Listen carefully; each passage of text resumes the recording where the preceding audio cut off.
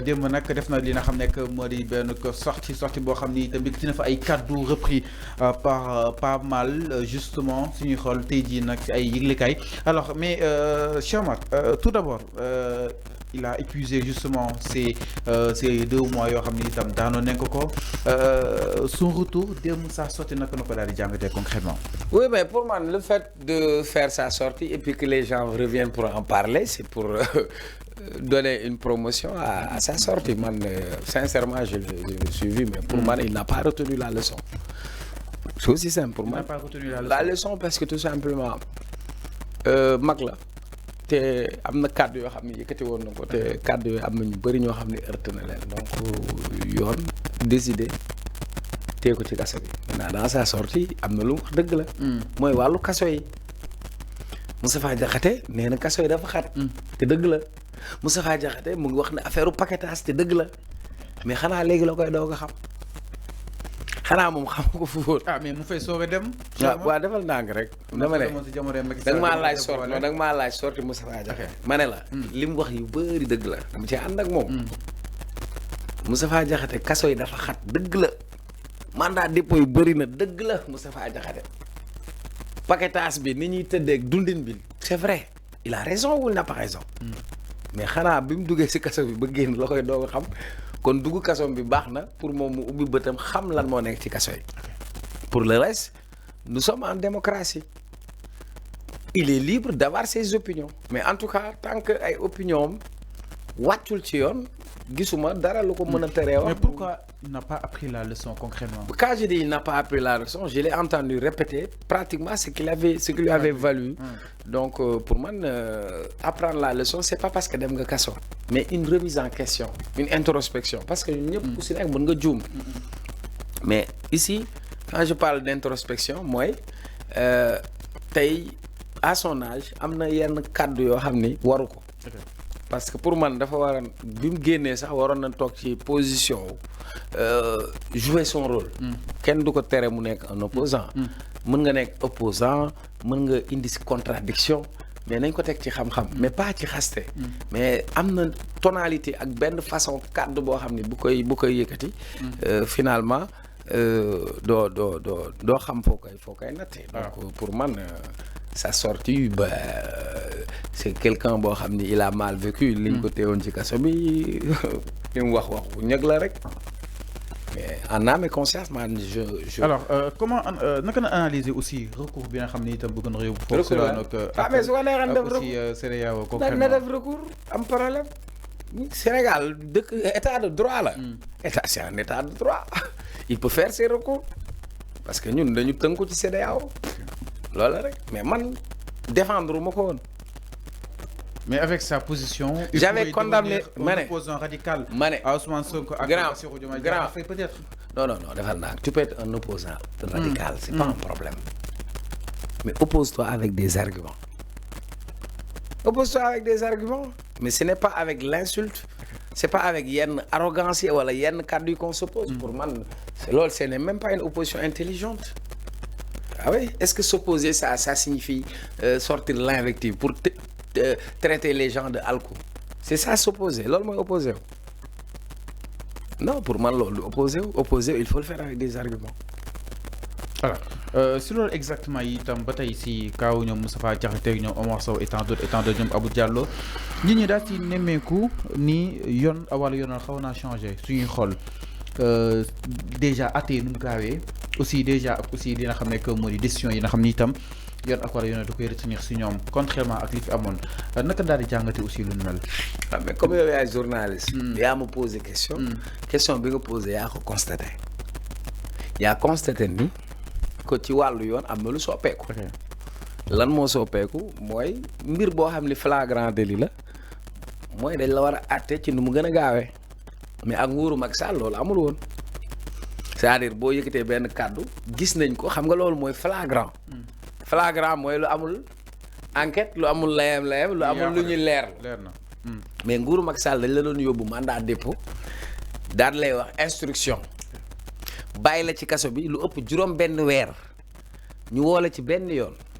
juge instructeur ne la lii la ñuy wax ji la ñuy enquête nga yaa ko wax waxoo ko après ñu ne waa dellu ñu toogaat la fa bàyyiwaat la fa ay weer doog la àtte loolu mooy première injustice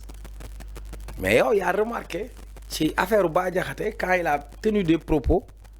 bi ñu ko woowee defuñu ko mandat dépôt juróom benn weer de déedéet nu mu gën a gaawee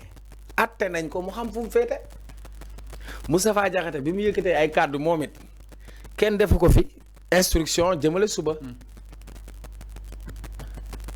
Omar Sow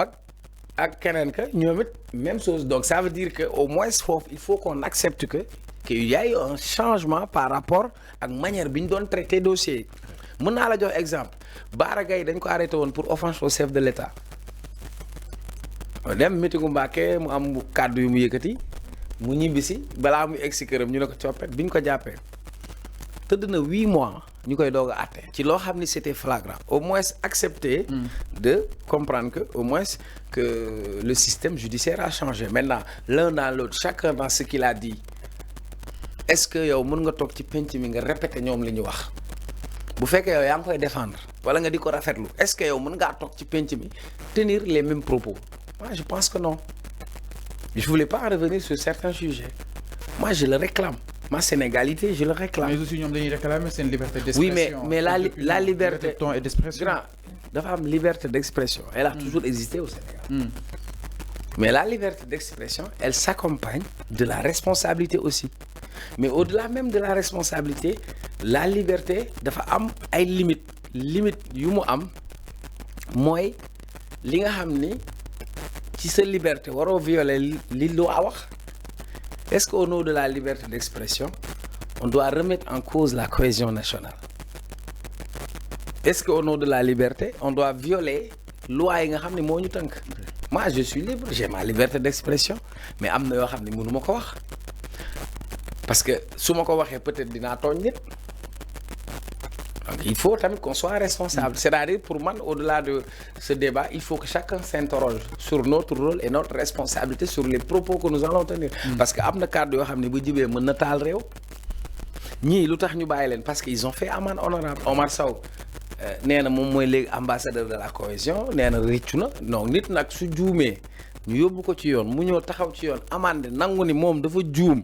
que yu mel ni dootu ko def foofu su boobaa yoon dina mën a clément parce que yoon nekkul rek pour jël yat dóor mais parfois nit dina juum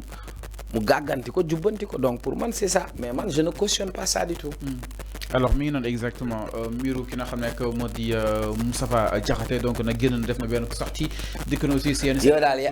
sa classe gi ñoo ñëw daal di ko fi indiwaat pour ñu koy waxtaane mais pour man démb si waxam s'il y a un truc que j'ai retenu mooy il a parlé des conditions de détention wax kaso yi nu mu xatee wax waaw il a insisté propos yi mu ngi koy jëm justifier waat exemple étant d'autres étant. léegi est-ce que tu m'as entendu wala est-ce qu'on s'entend? J'ai dit vous m'avez demandé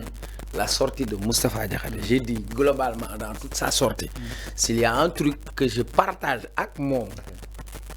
te muy dëgg mooy kaso yi dafa xat Sénégal 37 prisons la am population carcérale prison bu Sénégal mot na à peu près 12000 ñi ñu àtte mot nañ 6000 ñi ñu àttewul mot na 6000 ma ne moom da koo yéex a xam bi mu fiy toog naan nañ tëj nit ñi fan la fekkoon Moustapha Diakhaté moo doon toog naan réew mi nañ tëj booy waa Pastef nangam ñu tëj ci lu mot 2000 tey moom biñ ko tëjee xam na lan moo nekk ci tëj nit mu ngi doog a xam lan moo nekk ci jël ay nit ñu tëj leen ci kaso bi moom moo doon toog nga koy dégg mu naan nañ tëj ñii du moo ko doon wax. waaye biñ ko tëjee léegi moom xam na lan moo nekk ci wàllu tëj ak tijji lan moo nekk ci kaso. lan moo nekk ci tumranke ci biir kaso c'est bien mu xam ko c'est bien aussi qu'on lui rappelle que moo doon toog naan nañ tëj léegi moom tëj nañ presque 2000 personnes kon xam na ni 2000 personnes yooyu lan la ñu dundoon ba pare beneen bi bugguma ci woon sori parce que yaa indi débat bi il faut que ci société bi muy mag muy ndaw que kaddu yi ñuy yëkkati muy am orma kaddu yi ñuy yëkkati muy am orma parce que ñoom ñoo nekk sur la classe politique bu ñu nekkee sur la classe politique dañu soxla ñun ñu élever le débat dañu soxla ñu élever le débat sur la question de l'emploi des jeunes qui pose problème nga gis ndaw ñi dem di buuxante pour wuti nu ñu demee Espagne dañu war a wax ci wàllu mbay mi nan la ñu développer suñu mbay nan la ñuy régler suñu industrie comprendre nga nan la ñuy mën a relever défis yi nga xam ni moom mooy ay enjeux majeurs yu nekk sur la gestion et l'exploitation de nos ressources minières du pétrole de nos ressources halieutiques c'est de ça qu'on a besoin mais malheureusement le débat ne porte que sur wax bu rëy wax bu ñaaw le projet c'est quoi waxu taat loolu réew mi foofu lañ toll quoi loolu nag mooy esprit sous-développement parce que yeneen dëkk yi ñoom ñu ngi xalaat nan lañ ciy génnee yan piste yan solution la ñu war a teg il faut que ñu challenger les hommes politiques alors les hommes politiques il faut qu'on les challenge sur de la connaissance sur une plus-value qu'est-ce qu'ils doivent apporter au débat pour moi être opposant c'est bien parce qu'on a besoin d'une démocratie majeure dans une démocratie Ousmane Sonko rek amul xel ñeneen ñi am nañ xel bu Sonko indi xalaatam ñëwal ci xalaatu Sonko nga ne ko man gisewuma ko nii jàpp naa ne bii moo gën mais ay kii dafa réew kii lii ñi dafa alku ñii alku wuñu waxante lu ñaaw mais on n'a pas besoin de ça je suis désolé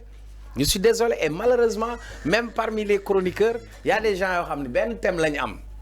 buñ la waxul Sonko Adji Sarr amuñu sujet c'est vrai non mais c'est vrai non je veux dire Fallou billahi je parle avec le cœur il faut ñu rehausser débat bi c'est important non mais pour rehausser le débat il faut qu'on sorte de la pipolisation de l'information de la crétinisation de la société réew xam-xam moo koy doxal est-ce que vous avez compris c'est-à-dire ñu am opposition de qualité quoi que le débat soit de qualité que liñ ñuy fournir di ko jox nit ñi permettre sénégalais ñu simuler seen xalaat permettre sénégalais ñu yëg ni que réew mi kat am na ñoo xamante ni seen xalaat màcc na ci wàll wi bu ñu waxee ci wàll wi dina jëriñ réew mi mais chaque jour xas na ko wax na ko lu ñaaw mais ça part en couille quoi. alors mi noonu exactement si li nga xam ne que moo di mbir mi jàpp nañ donc ki nga xam ne que moo di Moustapha Diakhaté bëggul daal di bàyyi beneen combat bi te itam dina ko daal di yóbbu si kanamu yoon ak wàllug yoonal alors ñu daal di ñëw itam si beneen ponk sans plus tarder mbokk yi.